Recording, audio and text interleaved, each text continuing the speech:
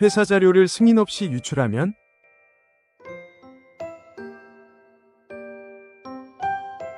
고객 데이터나 가격 정책, 기술, 도면 등은 기업의 영업비밀로서 외부로 유출될 경우 막대한 손해를 불러일으킬 수 있어 상당수의 기업에서는 정보 보안을 인사관리의 핵심 영역으로 다룸과 동시에 구성원들에게도 높은 수준의 보안 의무를 요구하고 있습니다.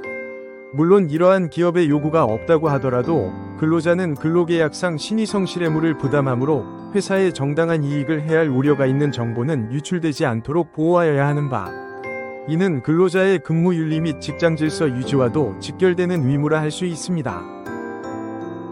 기업들 가운데는 신규 직원 입사 시 근로계약서 작성과 함께 정보보안서약서나 비밀유지서약서 등을 받는 경우가 있습니다. 나아가 주기적으로 정보보안 교육을 실시하여 내부 자료의 반출, 열람, 공유 방식에 관한 기준을 반복적으로 안내하기도 하죠.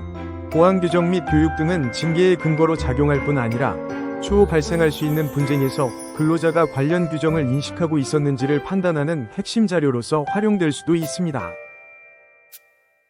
근로자가 승인받지 않은 자료를 개인 이메일 또는 외부 저장 장치 등을 통해 외부로 반출하는 행위는 일반적으로 정보보안규정 위반으로 간주되어 정당한 징계 사유가 됩니다.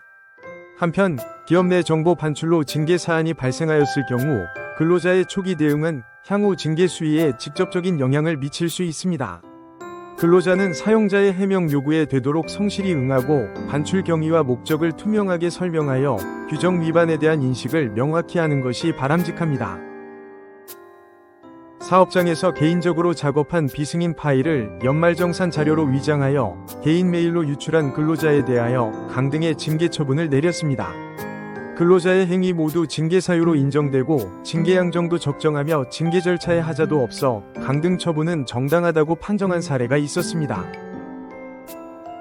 구체적인 판단 근거는 다음과 같습니다. 가. 징계 사유의 존재 여부. 징계위원회 결과 통지서에 기재된 징계 사유.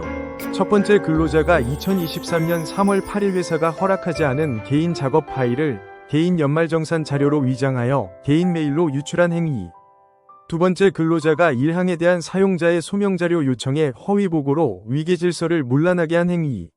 세 번째, 근로자가 일항이 반출자료를 회사의 프로그램을 사용하여 지속적으로 개인적 사익 목적으로 사용한 행위.